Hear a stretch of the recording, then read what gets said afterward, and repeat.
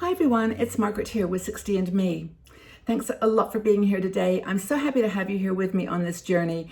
I'm in a kind of time of reflection at the moment. I want to share with you just some thoughts about recent travel that I did and how it brought to me some realizations about getting older. Now, we have a lot of women in our community who are 60, a lot of them in your 50s, and then we have a more emerging group of 70-year-olds. I'm 72, and a lot of women in our community are in that early 70s. That's in itself a transition that's a little bit more intense in some ways than getting into 60. But I wanted to share with you a couple of experiences that happened to me recently that made me realize there's a big difference between 60 and 70. And one of the things I'm going to talk about is things we have to give up wanting to do as we get older, that we have to have a change in our attitude to our activities and what we can actually achieve as we get a little bit older, and be at peace with that and not feel like we have to be constantly moving at the same pace or doing all the same things that we felt that we could take for granted when we were in our 50s and 60s.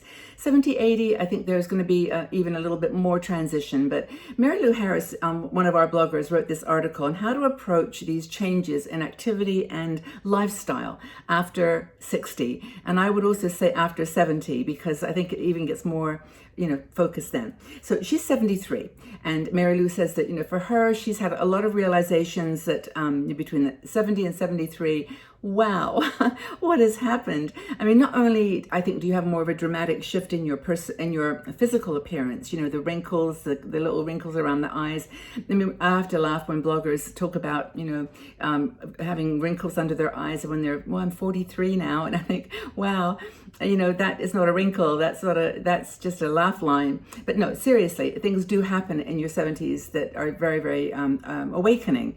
And whether or not it's a kind of voluntary thing that we do because we know it's time, or whether it's something that we just do because it's enforced on us, then as one thing she's going to talk about, then I think we have to be in a mental state to deal with it and to be at peace with it.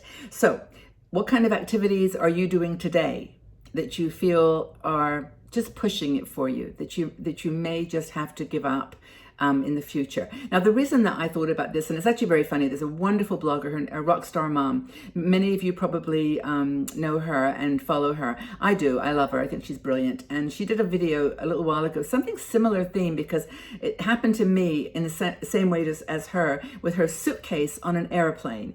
I took a flight a few weeks ago that was my first flight in 15 months, and I decided I would just travel like I always did. I have a little suitcase, I put it in the carry-on, I have a backpack, and sometimes my handbag, if you can get on with all that.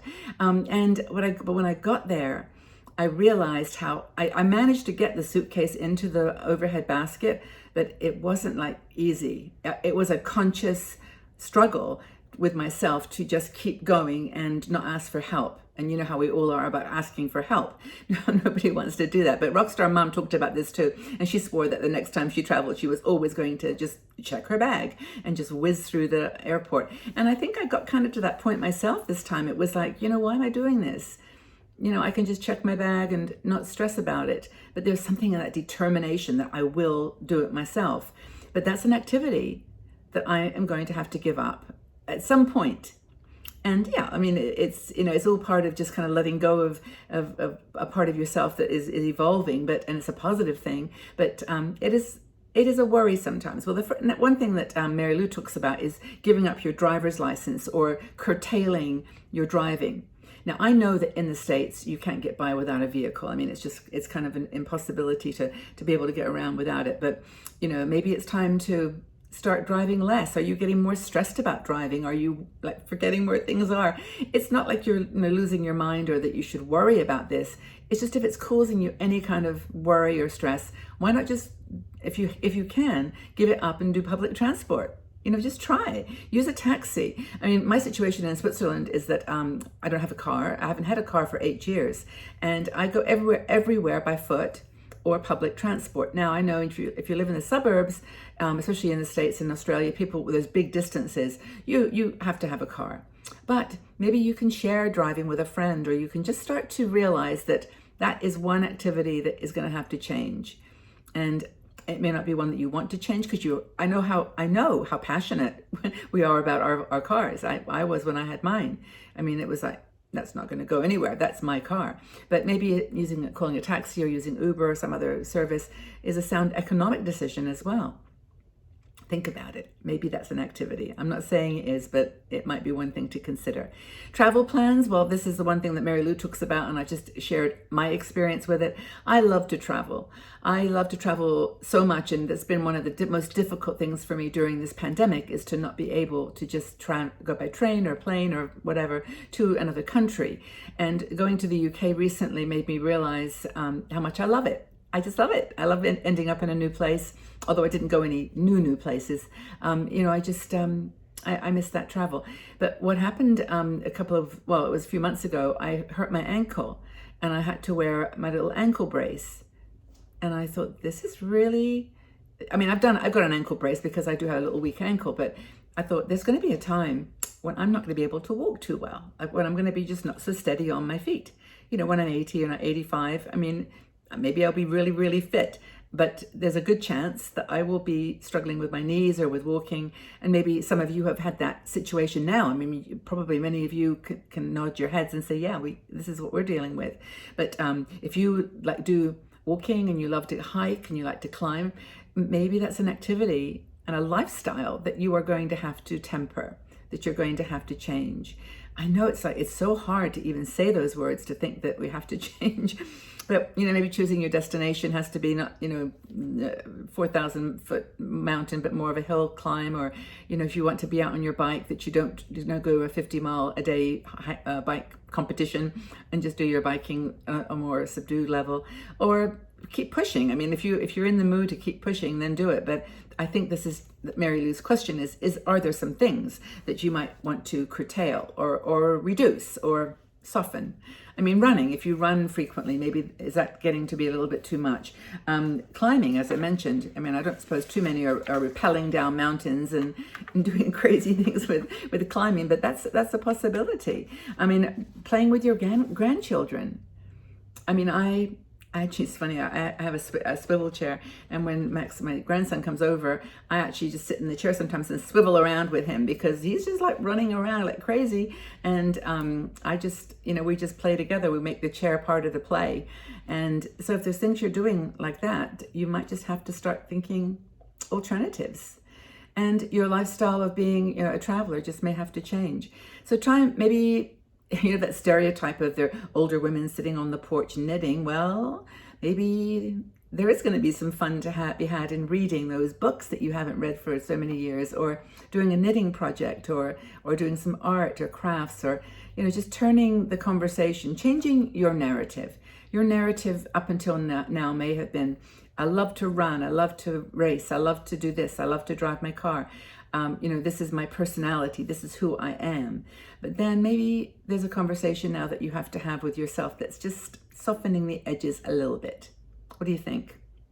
Don't run the Boston Marathon, says Mary Lou, at 85.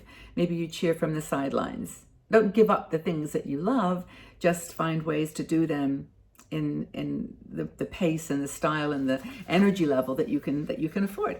I don't know, it'd be really interesting to know how many women in our community, I don't want to ask any ages, but are over 70 and feeling the same shift that I have felt. 60 and Me was born when I was 60, and I still to this day swear that every article that we write and every video I do is relevant to pretty much women of all ages, but specifically women in their 60s. But I think there's an emerging group of us that are in our 70s still going strong, but maybe there's a little lifestyle shift that we have to make.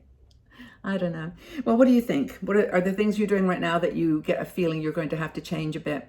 Is there anything that's happened to you that's made you realize there are some boundaries that you didn't expect? Maybe.